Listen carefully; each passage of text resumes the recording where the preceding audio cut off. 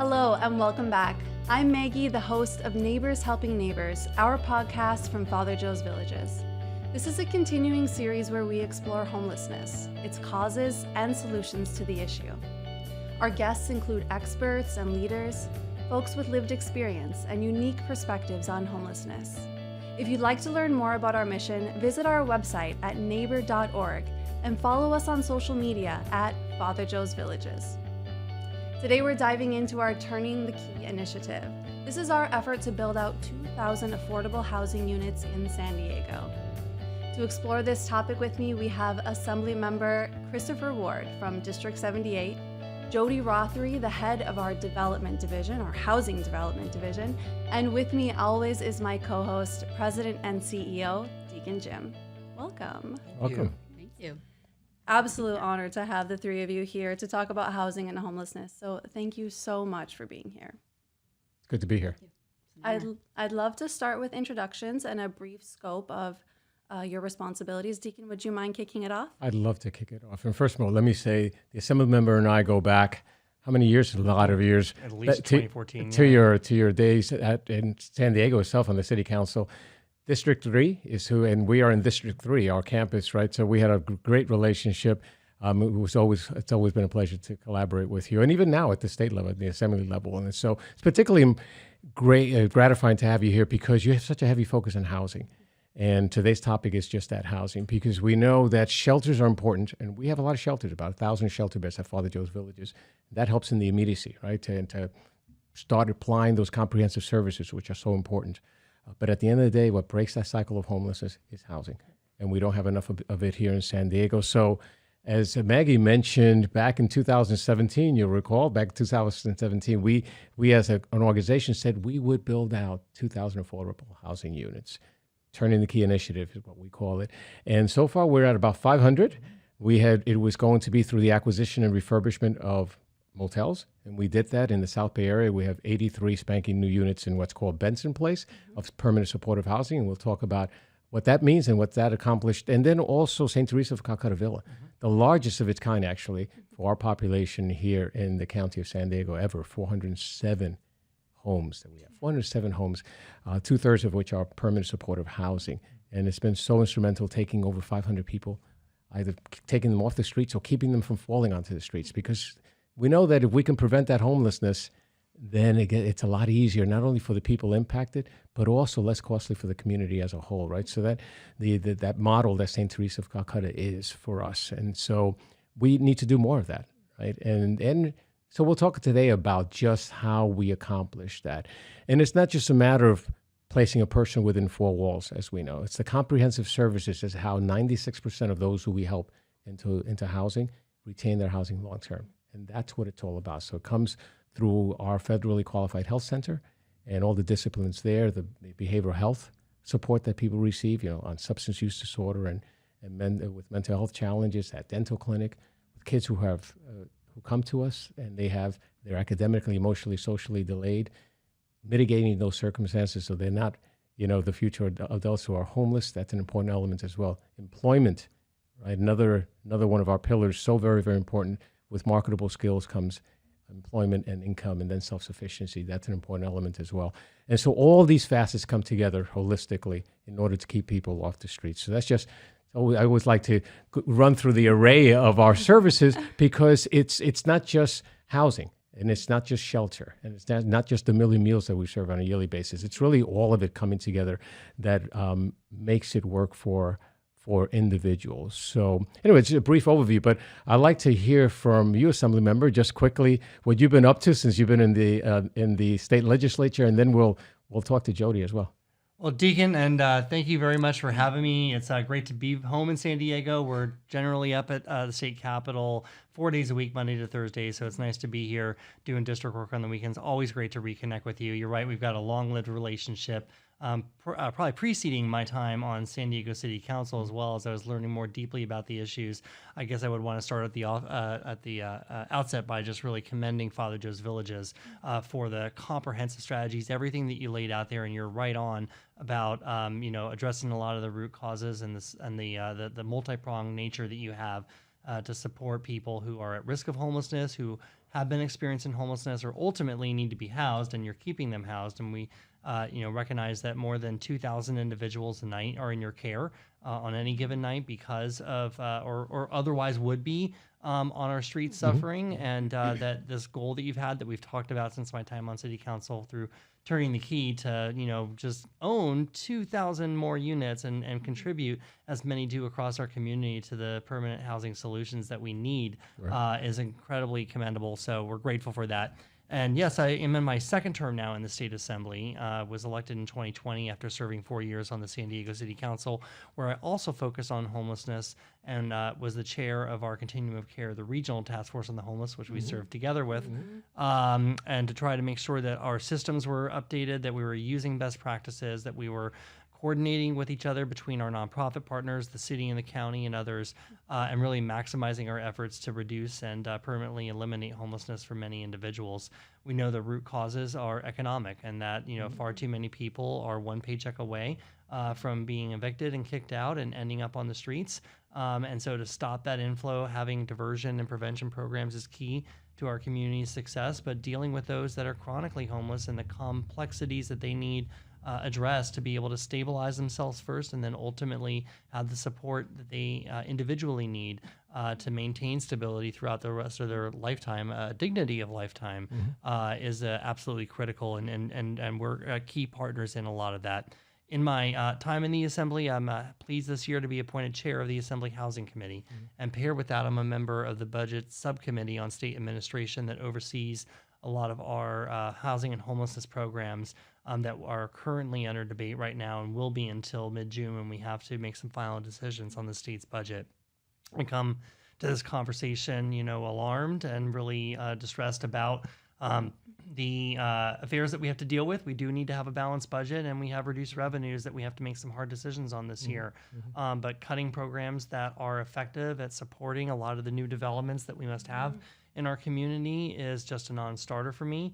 And retaining and continuing to build on the increase of support that we've been able to give to local communities to address homelessness through services and through importantly, the staff that's out there doing the hard work.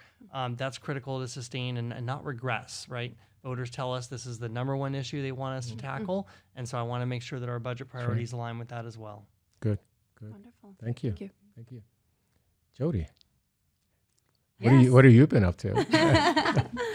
Well, it's such a pleasure to be here, and thank you so much for inviting me to be part of this discussion. My name is Jody Rothery. I'm the CEO of Arte Development. We are the in-house developer dedicated to bringing Deacon Jim's vision of 2,000 new homes to fruition. And our relationship goes back to really 2017, when we started working on both Benson and St. Teresa Calcutta Villa, more than 5 years ago.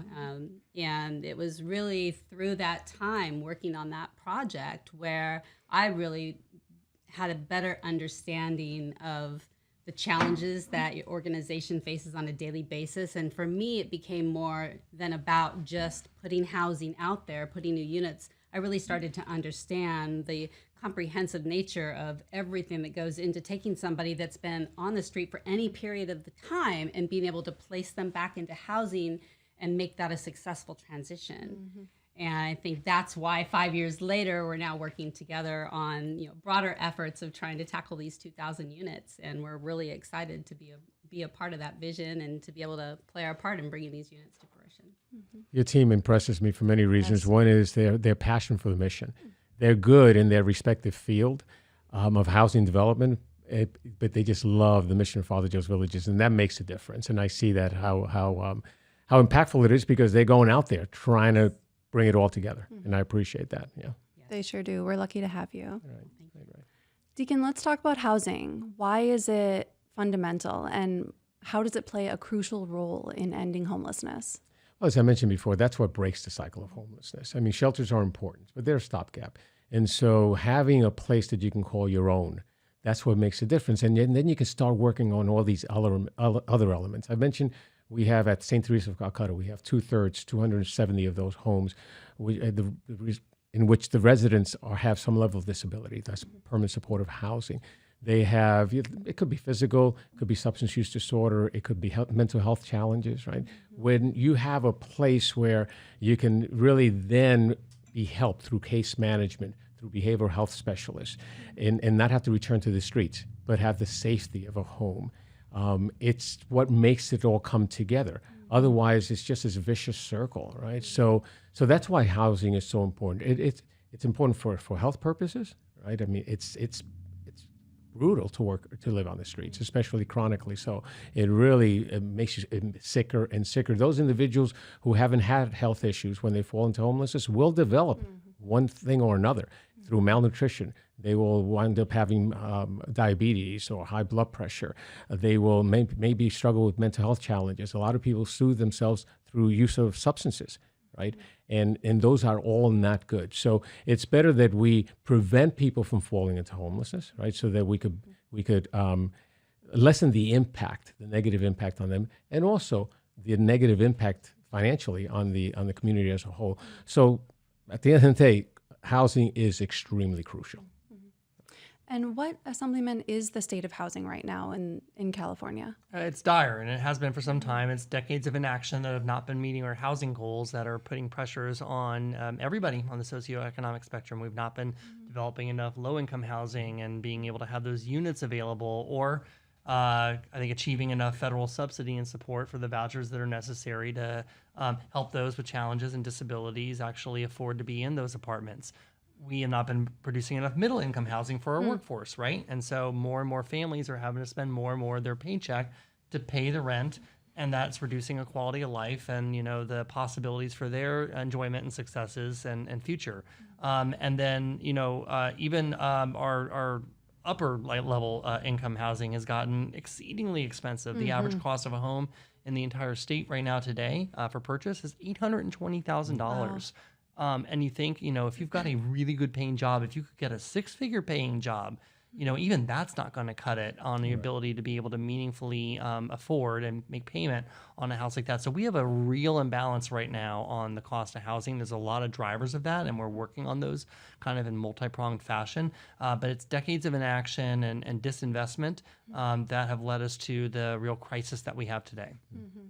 Are you seeing any specific issues to San Diego, or are these overall in the state? San Diego is probably heightened even greater than overall in the state. We have naturally higher cost of living here, higher values of land and of construction. So it can be a little modestly more cheaper to be able to build or to live in the Inland Empire or the Central Valley. But even after COVID, as people have kind of shuffled around a little bit, areas like Sacramento that I go to work in used to be very affordable for a middle-income family, and now a lot of inflow from the Bay Area has pushed those prices radically high, and consequentially, your lower-income units have become more expensive, and homelessness numbers have risen. Right. And to your point, the economics, it's the economics that cause people to fall onto the streets. I mean, we know that the average rent here is about $2,500. I mean, think about that. And the rental vacancy is almost about 3.5% thereabouts. So no sooner does an apartment come on the market, it gets scooped up, and not by our population. I mean, it's beyond their means. And so it's the economics of it all. I mean, we've seen even with the rising inflation that, the higher cost of gasoline or eggs or milk, people have just been hanging on by their fingernails. Now it's throwing them onto the streets. So you're absolutely right on. It's the economics. I mean, people are surprised to hear that. They think, substance use disorders, mental health challenges. And those certainly are at play to a degree, and they exacerbate the situation. But really the number one cause, and we've known this for years and years, right? It's the economics. Well, and it's baffling too, because when you talk to everybody, I certainly entertain a lot of community conversations, and that's what you see, or those are the ones that maybe most offend your eyes and your ears as you're out in your community and you're frustrated, right? Mm-hmm. And so whether a chicken or egg issue, right? Oh, well, did that, substance use a choice, or did that mental health issue cause their homelessness? Mm-hmm. Or was it a consequence of that? You were spot on to say, people that do fall onto the streets never get a decent night's sleep. And I can't imagine, as lucky and fortunate that I am, if I never got a decent night's sleep, if I was getting 3 or 4 hours of rough sleep every night, that I would be well. And then you complicate that with just, how your immune system is shot, your body gets depressed, People have to visit the emergency room over and over again.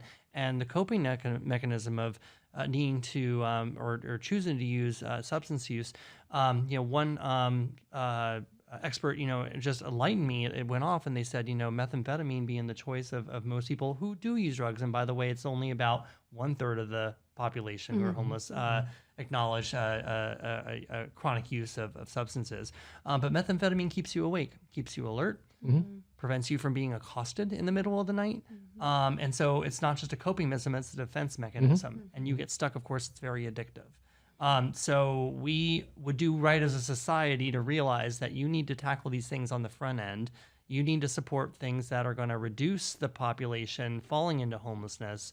And we need to build more housing to house all those who, and because we have delayed and we have not been acting and things have gotten as complex as they have, yes, we need to invest in social services. They're going to help people maintain stability.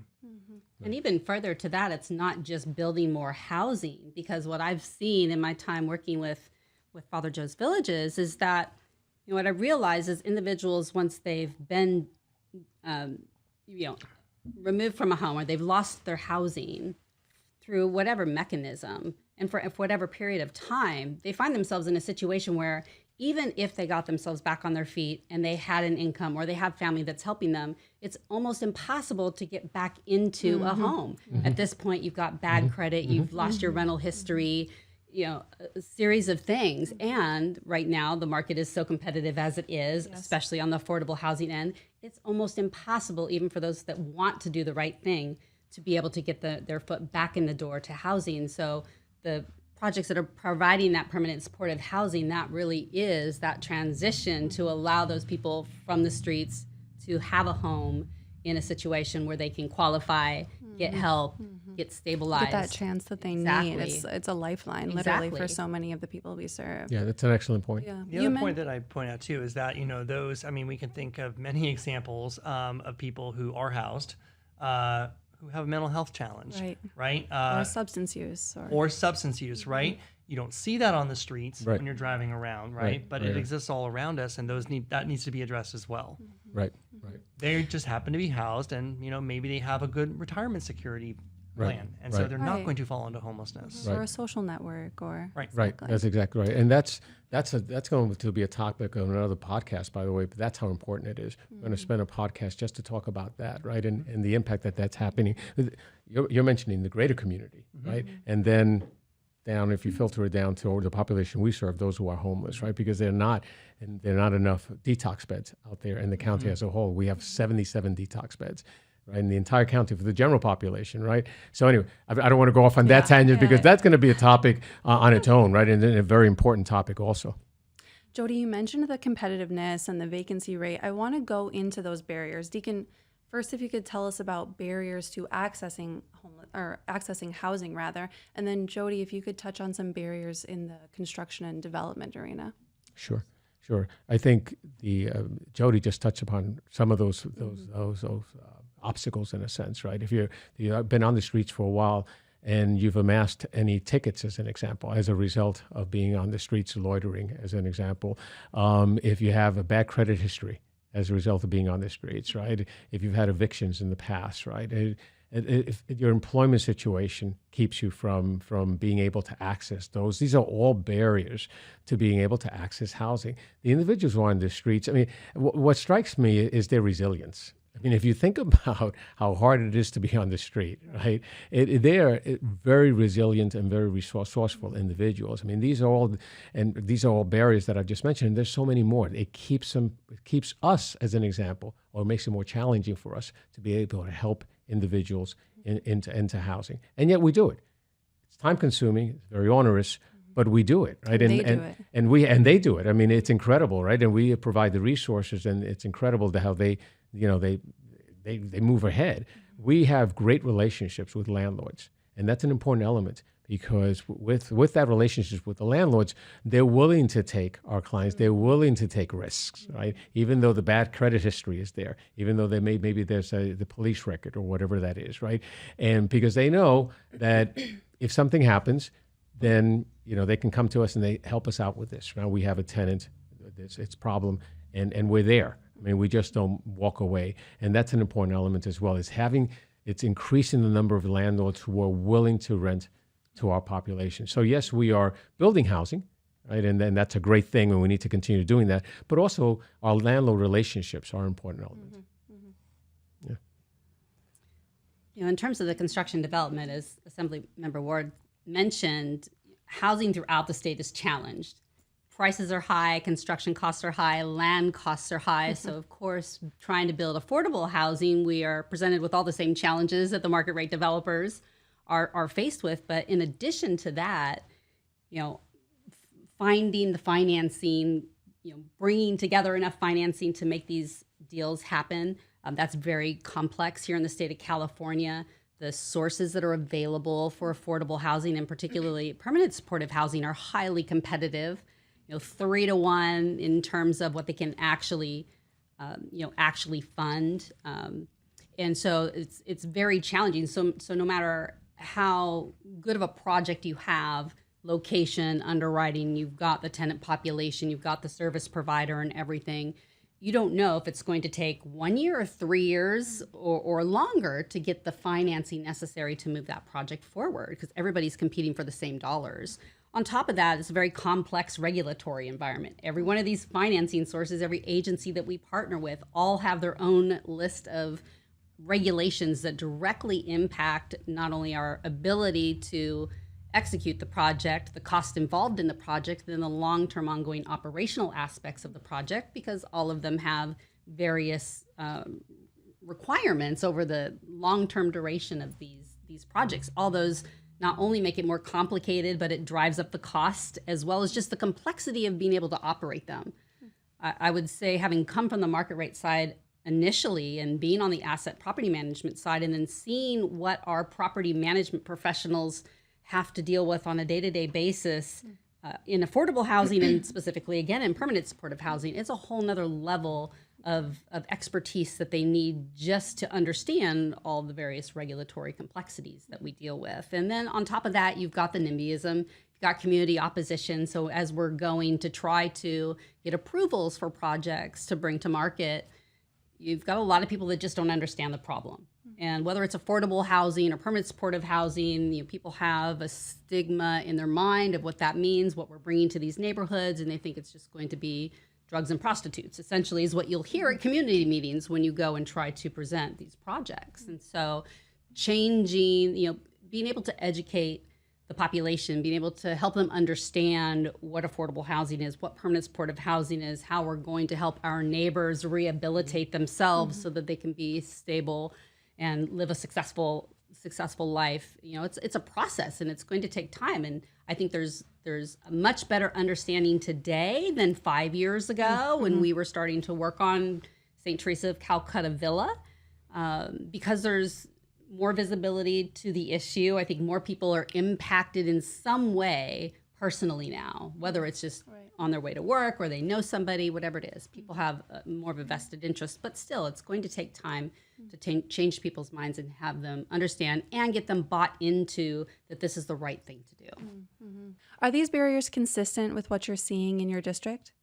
Absolutely. And in the conversations at the state capitol as well, consistently, I think to Joey's point, we had, you know, a lot of conversation around things maybe slightly out of our control. What do you do when you have high land costs, high development costs, the materials, labor to support those who are working on these projects, the financing and a lot of the soft costs that goes into it. And really you have to lay the entire pro forma on the table to understand where are the opportunities to get at and start to change the landscape so that we can start to get things more affordable in the production. How do we stretch limited dollars further to produce more units? And so some of that comes in production related questions. We've had a number of successful legislation bills that have gotten to the governor's desk and signed, for example, that are going to allow faith-based institutions and nonprofit colleges, SB4. That opens up 170,000 of new acres of generally public lands or land in nonprofit ownership.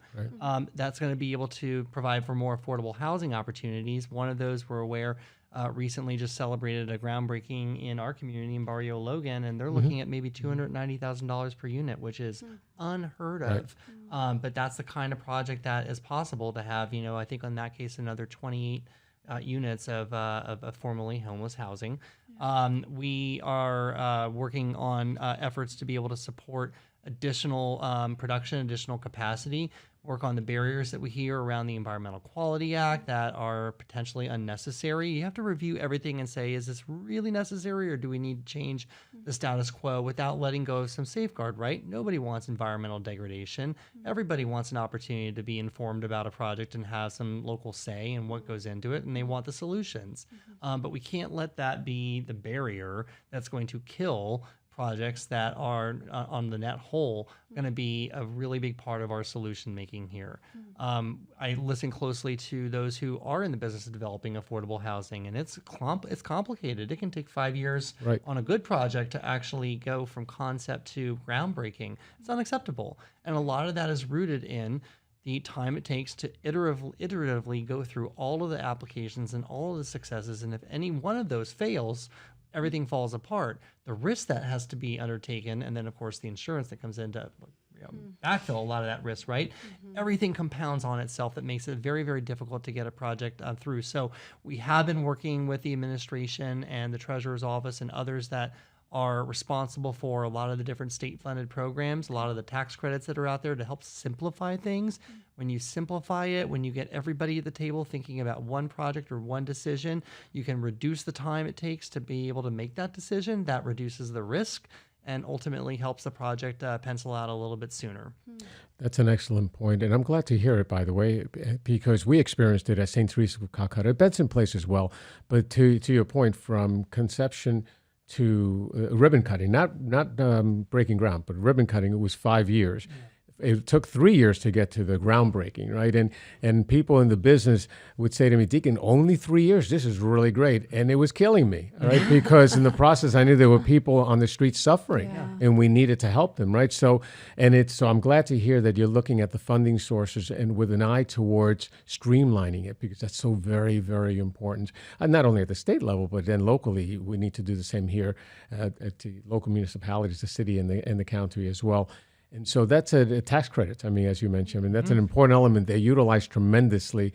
It's very onerous, right? So, and it's on the chopping block this year, and we have to fight against that because it works, and we can show project after project, what's accomplished in California because of that benefit that's there. But I want to come back to as well the community opposition that you were talking about. Of course, I hear loud and clear about that. It's because, though, of our persistence and the good work that's been done to be able to produce a lot of these projects, Talmadge Gateways, your projects downtown, recently home key projects that have been converting hotels into new homes with support services on site. All of those came with community objection and a lot of town hall meetings where you thought the worst, that you thought that, this was what you were going to be bringing into the community.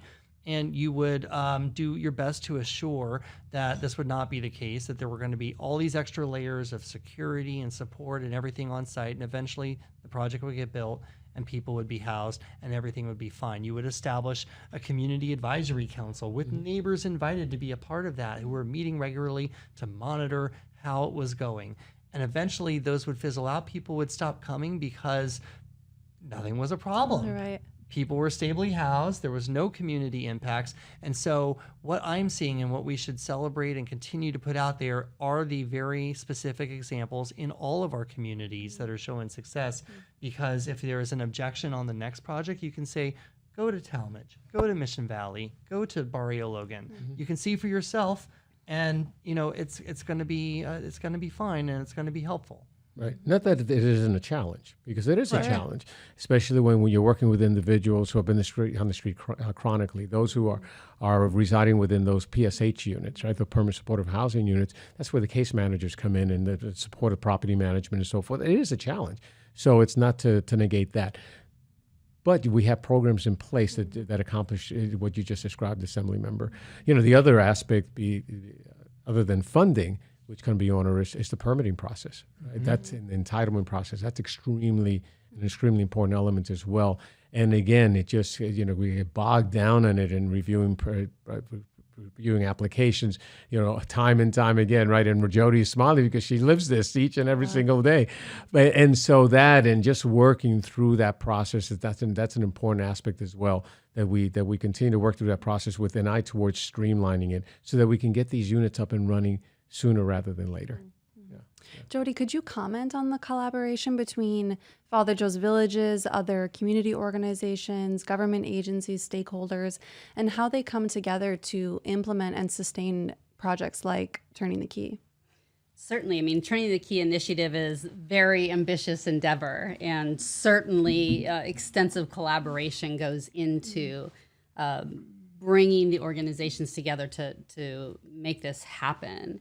And that really starts from even the time that we're sourcing land for a new deal. I mean, we get fortunate when we have patient sellers that are bought into the vision of Father Joe's. They understand what they're doing, and that helps us to be able to have land under contract for long enough so that we can actually get the financing necessary to move projects forward. We rely on our partnerships with the local agencies, really local, state, and federal governments for our financing. That's where most of the majority of the financing comes for that. And so we've got to have strong relationships with those agencies and entities for the vouchers, for the tax credits, for the subsidy funding that's necessary. In regards to also just the philanthropy that goes into these projects, bringing the community into help support not only the efforts is huge, not only just the upfront construction, but the ongoing operational stability of the projects as well. So it definitely takes a village to put these projects together really at every stage of what we do. Like I said, from acquisitions to financing, even during the development and construction process.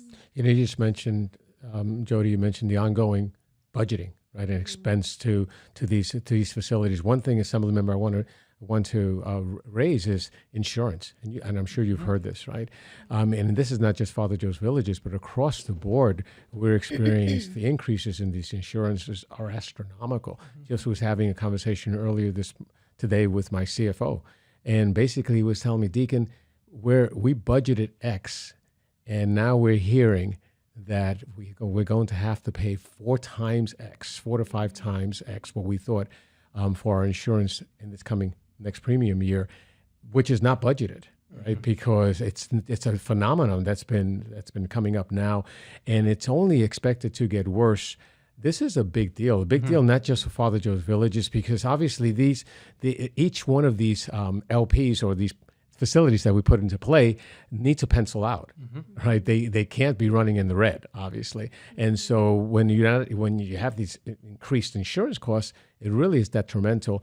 And more so, my concern is that if we don't get our arms around this as a community and as a state, the state won't be able to meet its goals on the deployment of affordable housing units, because we'll have developers pulling out and saying, this is not sustainable. We can't do this, right? So I don't know what your thoughts are on that, but that's really, we need some eyes on this. Yeah, there's a lot of reasons why, particularly on property insurance, although insurance across the board is about auto insurance, and business insurance.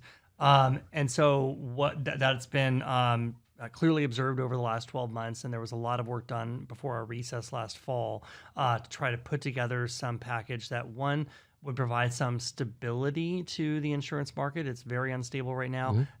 Whole insurers are just pulling out of the state altogether, not renewing new policy. How do you buy a home, or how do you go onto a mortgage if you can't even get insurance on top of that?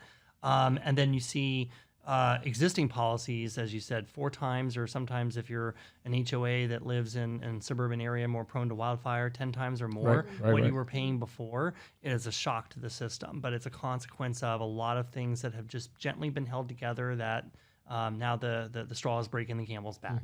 So there are some solutions that will help to meet some of the market challenges that are driving what we've seen over the last 12 months.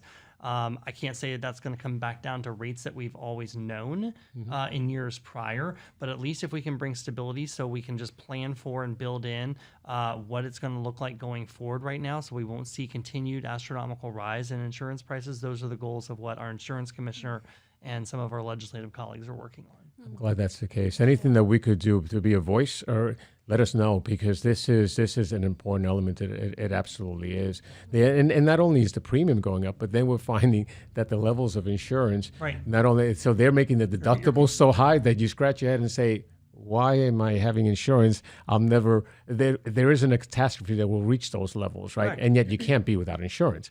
And so it's really a difficult situation. I'm glad that the commissioner is at the state level, insurance commissioner is sure, and is then, or your focused on coverage is this. going down, and like even if an event happened on your property, you wouldn't fully recoup or be able to That's recoup. right. You would hit That's a right. limit, and so it's like, well, why would I even sign up for that? But you have to have a policy, Right. But sometimes that's all that's left and it's available, and it's not fair. Right.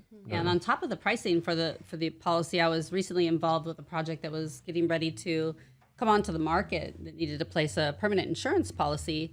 And we went out to 45 carriers, and one carrier agreed to Right. provide a pricing indication. The rest declined. And That's right. they stated they declined because of the tenant population, affordable Right. housing with permanent supportive housing. And they just chose not to decline. They declined the coverage. So in addition to that in that case, it was 10 times the cost that had been budgeted prior to start of construction by the time that they came onto market and are placing the actual insurance. Right. So, Right. I mean, most budgets could never withstand that type That's of exactly increase. right. I'd like to just actually, because I try to get more and more educated about this too, also underscore for listeners that you think sometimes these are big insurance companies and they're making all these decisions and they're really holding us to it. Most of those we engage with that are trying to get us a good policy are small business owners that are out there on the front lines, really connecting the dots for you. And what I'm hearing from them, they reside in my community, they work in my community, is the reinsurance market, right? You know, sort of the insurers of insurance policies that are up there are also driving this, and so that's a California-wide phenomenon. Funds that come out of Wall Street, right? That really keep the entire system stable. That is also compressing a lot of the costs down. That's making it very difficult to find a policy that matches your family's budget or your project's budget. That's correct. That's correct. Jody, can you speak to any of the strategies that were used to create a financially viable housing development while still meeting the needs of our lower income individuals that we're serving? Boy, really a lot of creative financing. In fact, in our St. Teresa of Calcutta villa, one of the reasons it took so long was because we had to pull together so many financing sources. And in that one, we thought we were being ingenious, having to cobble together 14 sources of financing in order to bring that project to fruition. Now, at the same time, that has really provided us the opportunity of a lot of lessons learned on that project, both in terms of just the types of financing sources for the tenant population. I mean, one of the things that we're finding is certain sources of funding, although they may be easier to access, could be detrimental operationally over the long term, just due to some of those complex regulatory requirements and things like that. So being more mindful of that up front, being more mindful of what sources we can pull together. We really have to look at other opportunities to leverage other permitted projects. There's a lot of market rate projects that may not be moving forward right now. What can we do to leverage work that's already been done so that we can start midway in the process versus having to start from the beginning and shrink that timeline? We're looking at strategies to help try to manage construction costs as best as possible. One, in terms of how the buildings are designed, but also just how they're architected and engineered, leveraging technology in ways to help reduce costs during construction, be able to be more concrete with costs earlier in the project so we don't have as many unknowns and uncertainties. And then just really trying to think outside of the box, whether it's on the development side, or particularly in the financing side, what other types of non-traditional financing can we leverage that will allow these projects to go forward so we don't have to be reliant on all these state, local, and federal resources? And we're starting to have some breakthroughs there that are making projects feasible that otherwise may be years down the road, like St. Teresa, in order to bring to market. So it's a challenge, but it's really what we do every day. And it's one of the things I love. I love that piece of the puzzle is strategizing about how do we do something that seems to be impossible. Is there anything you can share specifically about building housing for our population? Anything you've learned about community spaces, or, really tailoring it to meeting their needs? Absolutely. And that's something that's always been important to me in my real estate career, is really focusing on our client, the end user. And I think that stemmed from my initial time really on the residential services side, when I was meeting with clients and touring prospective individuals through a home and really listening to what they wanted. And it's even more critical here because we have these specialty populations. And so whether it's really understanding the challenges that some of the residents have from, physical disabilities, things like that, how can we make sure that we are, meeting those physical needs of the residents, but also community spaces, laundry rooms. I mean, the resident and population sometimes use these facilities differently than we would think about if we were designing a market rate community. And thinking about safety and security in the building. That's something that normally, even in a typical just affordable project, you wouldn't think of as much as you do when we're dealing with permanent supportive housing population. How are we making sure that our terraces are safe for individuals that may all of a sudden have a challenge, whether that be physical or mental, or somewhere? How do we make sure that they're safe? How do we secure our employees within the building when they're dealing with residents, whether it's in their office space? How do we make sure there's enough security and visibility in all of the spaces? Even so much so physically with the structure, making sure we're not creating areas within the building where people can be hiding, where nefarious activities can happen, things like that. So there's a lot that goes into that, and we've learned a lot. And one of the things that we do is we leverage the knowledge of those on the ground that are dealing with residents, having meetings constantly with them to walk through the space, walk through the plans. Does this make sense? Are there tweaks that could help better, the product that we bring to market down the road? And so every project, we're able to leverage those lessons learned and make those tweaks. And we're trying to now create a kind of a catalog of best practices that we can roll Learning out as we go forward. Exactly. And St. Teresa of Calcutta Villa is a perfect example of that. A lot of that design work went into it, so the end result has been a good one. And yet, even there, we've learned, right? And we'll take that into consideration for the going forward. There are a lot of health and wellness spaces there. We have gardens, outside, a number of gardens and outdoor spaces, of course, a fitness center as well, because that's an important element. And building a sense of community. You mentioned the community spaces. This is their home, right? So building this sense of community is an important aspect of this. As well, because a lot of them have been on the streets chronically. The reality is you have to relearn to live within four walls, to have neighbors, right? And it's very different. It's very different. I love to always bring it back to, as you say, those that we are blessed to serve. So do you have any success stories that you can share about how turning the key has impacted someone's life? Oh my gosh, Maggie knows I live for these success stories because truly it just drives us home that this is so important what we're doing. It really is for all of us, right? And so I'm going to point to one. I can point to more, but I'll point to one. And this was early on. I remember we were giving construction tours. I love giving those hard hat tours, right? And we were waiting outside for a group that was going to join us outside the building. And at that point, we had masks on because it was during COVID, right? So we had masks on. And this young man approached with his little girl, his 7-year-old girl.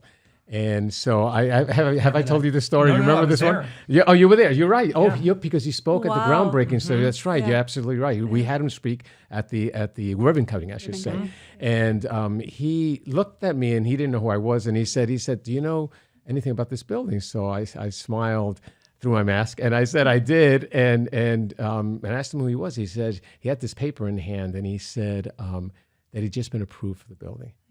And then we got to talk, and he tells me that he was so happy. You see how elated he was that because he was able to give a home to his little girl. They had been falling into hard times.